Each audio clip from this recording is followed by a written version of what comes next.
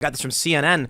2,000 federal agents are being deployed to Minneapolis in an escalated immigration push.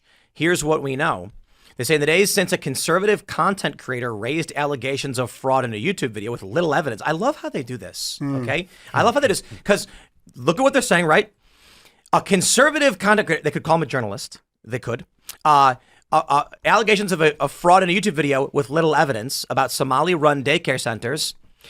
Here's the New York Post. Tim Walz's firebrand daughter Hope admits there is enough truth in the Minnesota fraud scandal as she opens up about her dad's decision to drop out of the governor's race. I love that they do these things.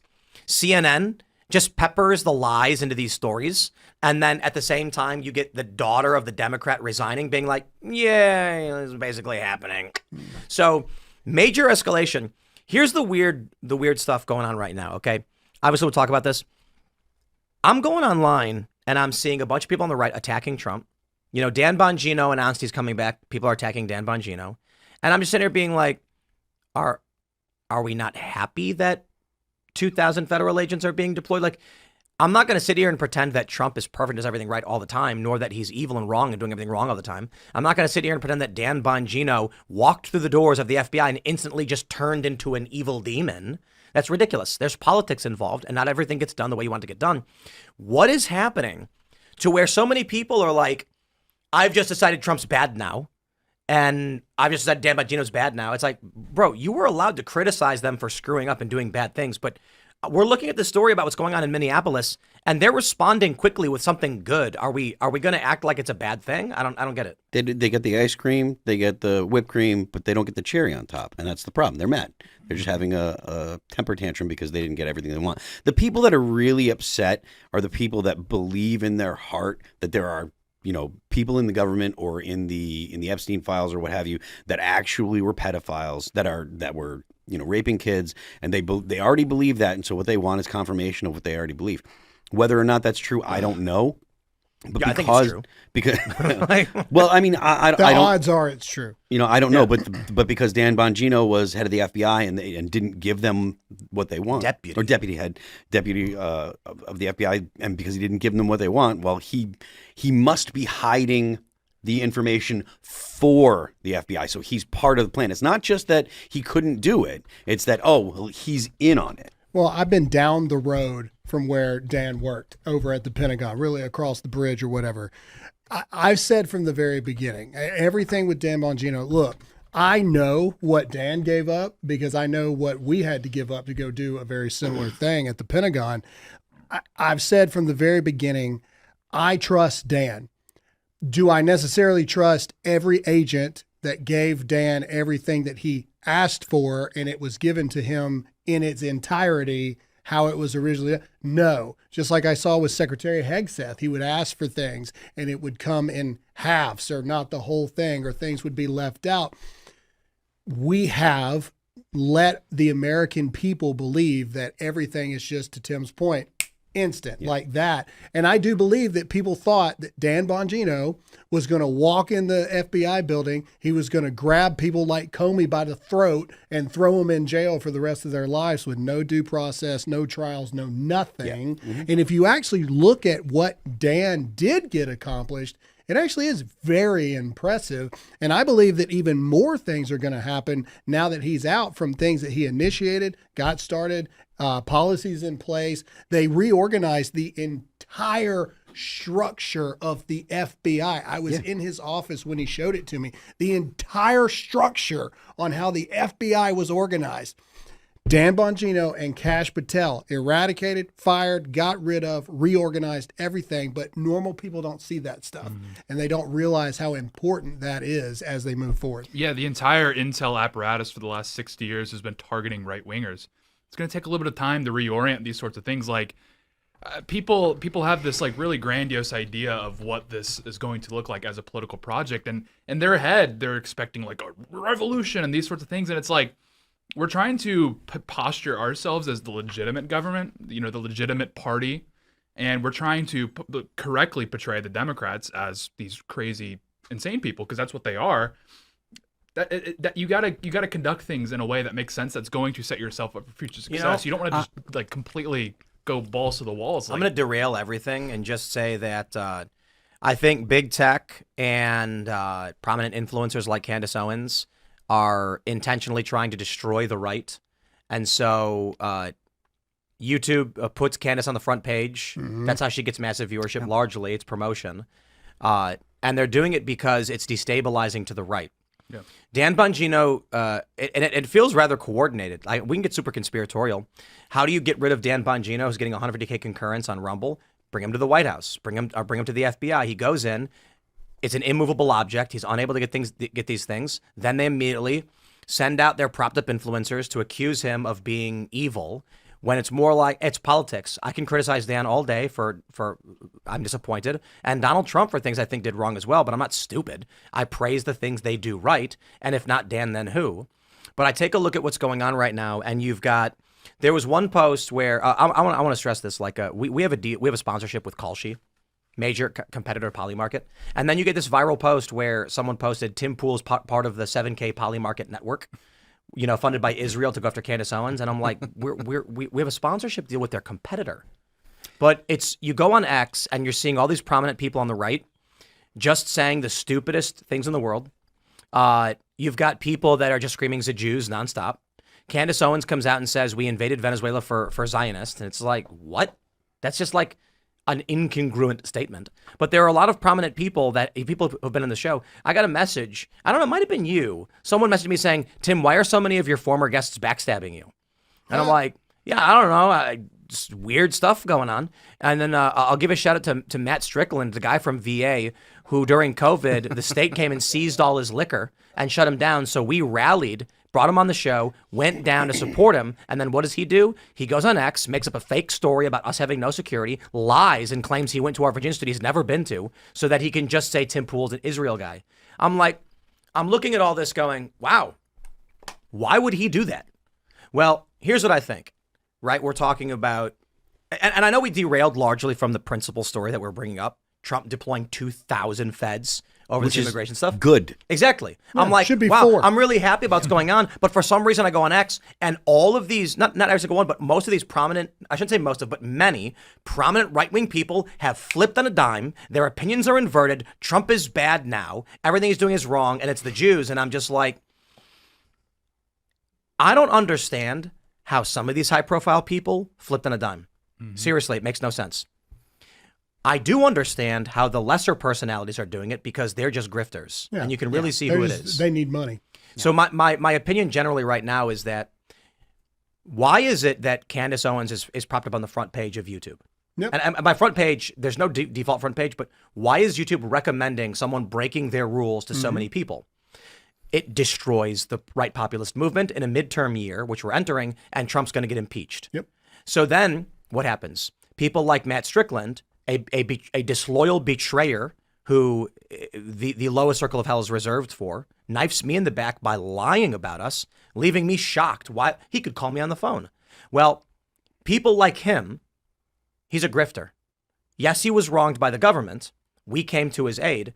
But what he's looking at is how do I get more? Yeah. And so if all of these people are watching Candace and she's doing so well, I should be like her. And one by one, these retards march in lockstep with her crackpot worldview. Dan Bongino's now the bad guy. Yep. Trump is now the bad guy. And no, it wasn't the Democrats. It was the Jews. Good luck. I mean, the influencer things, I mean, it's going to happen. People want to make money. They want to be famous. They want to have clicks and likes. I'm more concerned about the general population that follows along with this, right? What is their mindset for hearing these things and saying, I believe these things to be true? And I think it's because it's very simple. They want to blame someone. They want to have a name for it, right? And the easiest way to do that is to say the people who are in charge, those are the names that I'm now going to blame, because what happened to kids is terrible. We can all agree on that. And when you have evidence come out that's redacted, when you have, people think they're slowing it down, they want to blame someone because what happened was terrible. But they didn't just walk in. There's not some room where all the information, all the files are sitting there with a nice little pretty bow on it, right, and they're not being walked through this. That's not real at all. And investigations do take time. This has been a 20-year process, right, with Jeffrey Epstein. It's been a very long time. And I mean, nothing's going to come out for it. It's not going to happen. And I don't think the left would have been, look, I'm not a criminal mastermind. I did take down the entire government, in the course of 20 minutes. But I wouldn't leave things behind that incriminated myself and my friends on the way out the door. Yeah. There's no button at the DOJ or DHS or any of these organizations. There's no fix everything button that like you can just press and immediately solve everything. And then these people who operate in this sort of outrage, that's where all the incentive structures point to is outrage, click, rage baiting, that sort of thing. You can't expect them to understand prudence. Like that's what the Trump administration is doing here. They're being prudent. They're being careful. They're being calculated because that's how you maintain power. I don't completely agree. I think to a certain degree, yes. I think with like the Epstein stuff, Trump wants to wield the one ring. Trump gets in and he's like, no to the Epstein stuff. What? I think it largely has to do with the petrodollar. I think we're going to find Saudi princes on the list. I think Trump is like, I'm trying to renegotiate a contract with Saudi Arabia. And if these princes are ousted, it's going to jam up our petrodollar negotiations. Democrats are playing a game of chicken where they're basically like, if we can't have the ball, nobody can. So the reason why all these liberals are coming out being like Epstein and they're screaming about it is because they know Trump's between a rock and a hard place on the petrodollar deal. You've got Democrats who demanded we remove Maduro now claiming Trump's wrong for removing Maduro. It's insane. The question then becomes, why are people on the right all of a sudden on board with this? Well, the Democrats got smart. They tried in 2018 to censor and ban people who oppose the uniparty establishment machine, and it did not work. It backfired. Some people did get banned. That did work. But for the most part, Trump's back. Guess what? Charlie Kirk is dead. If you take a look at all of the machines and mechanisms that helped Trump and the populist movement win, and the uniparty establishment got knocked down to an extreme degree, these things are being fundamentally dismantled. Mm-hmm. With Charlie Kirk's assassination, the attacks on Erica Kirk, listen, you're allowed to not like Erica Kirk, but she's not really that much in the spotlight. I saw this video of a woman insulting her, and I thought to myself, like, I don't understand what Erica Kirk has done to warrant this extended campaign of people attacking her. By all means, you can be like, she's unqualified. Who is she to run Turning Point? Okay. I mean, she was just the wife of Charlie. But to do these like insults, mockeries, accusing her of knowing about her husband's assassination, I'm just like, it's gross. What did she do? I can look at Nancy Pelosi and talk about the insider trading and be like scumbag. I can look at Chuck Schumer, similar things, and be like Democrat uniparty shill scumbag. Lindsey Graham, all these things. Erica Kirk's barely been in the spotlight. Mm-hmm. What the is going on where tons of prominent right-wing personalities are marching in lockstep with this inverted narrative overnight? Trump wins like flipping on a dime. All these conservatives are now living in this crazy world of conspiracies, the French legions, the Jews, Israel forced us to invade Venezuela. And when you look at what is happening, remove intent from all of it. I just look at the actions. What have we seen so far? Dan Bongino is now a villain. He was the hero. They were celebrating. Kash Patel, the same thing. Everybody campaigning. They're unsatisfied with what they were able to get done. Sure. I look at what Trump did in his first term and I say, yeah, Trump did good, but messed a lot of things up. I voted for him again. I don't expect him to get everything done perfectly. We said it over and over again. Now Dan and Kash are villains. Now Marjorie Taylor Greene is out. You've got Matt Gaetz I don't have too much bad. I don't have anything really to say about Matt Gaetz critically, but he is moving away, and him and Dan are now at odds. You've got the assassination of Charlie Kirk, which has negatively impacted Turning Point, which was a massive force organizing for the right populist movement. And you've got Candace Owens being propped up and effectively driving the normie mainstream right and suburban moms into retardation. Mm-hmm. I'm like, I look at all of this, and the one thing I see that says to me it's intentional is that Candace has broken every rule on YouTube. I mean it figuratively. She's broken tons of the rules, and YouTube makes sure she's propped up. And I will add this too, because it's not about her. I know people are going to be like, who cares about it? It's not about her. It's about big tech and what big tech is doing. Earlier today, on my following feed on X, I screenshotted this. I shared it internally. I got a post from Candace Owens on my following feed, not my For You. I don't go to the For You. It was following people I follow in reverse chronological recent to see what's coming in the news. I don't follow Candace Owens on X. Why was her post in my feed? Yep. Why is she being put up on the front page of YouTube? Why is she breaking the rules and being propped up while saying retarded things that is resulting in people, some of them used to watch this show, believing retarded things? Come the midterms, these people are anti-Trump now. Yeah. Mm-hmm. And they're anti-Republican, and it's going to help Democrats win. Yep. So my opinion is, and this is a hypothesis, not a theory, Democrats realize censorship doesn't work.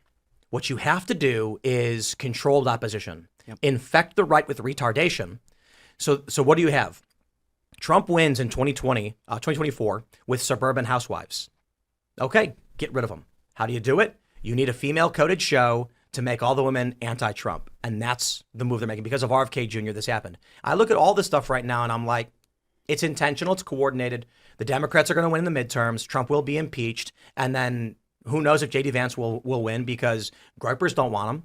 Neocons don't want him. So what support base will he have left? MAGA? No. Most of the MAGA people are, I shouldn't say most, but MAGA is being split between those who are now critical of Trump and prominent Trump personalities. Meaning, if I was going to make a bet on Kalshi or Polymarket, I wouldn't bet on J.D. Vance at this point because the right's fractured.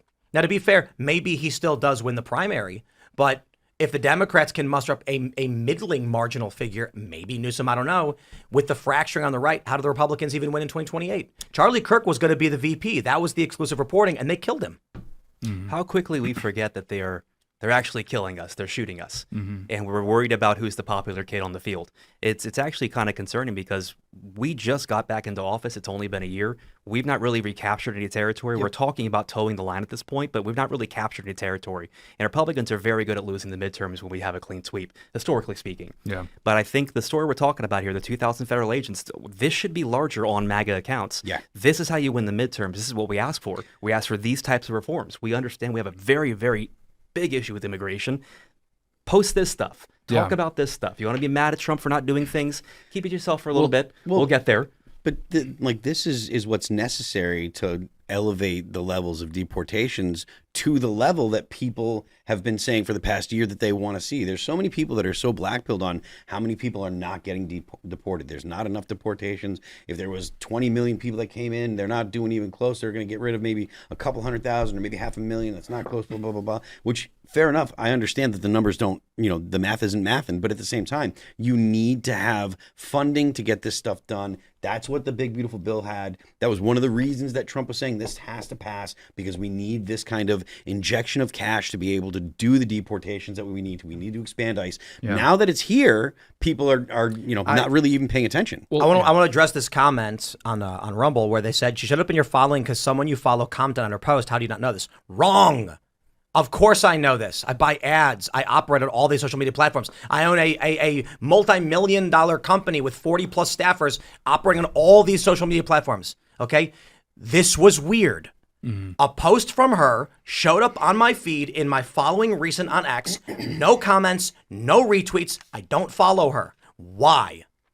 Honest question. Was it a glitch? A glitch put Candace Owens in my personal feed? I called her a very disparaging term on this show. I don't follow her on X. There was no comment made on her post. I have the screenshot. Maybe I should just tweet it out and say, this is really weird. Why is X pushing her into my feed? There was no comment. I fully understand. If someone I follow comments on another person's post, you will see their post and their comment. This is not that case. I genuinely believe that big tech is propping up Candace Owens because she says retarded shit and she's tricking conservatives into being retarded. And there are a bunch of people who have been on the show several times that I've considered friends who now don't want to come on the show, and they're tweeting about the Jews nonstop. They sound like they're fucking retarded. By all means, criticize Israel.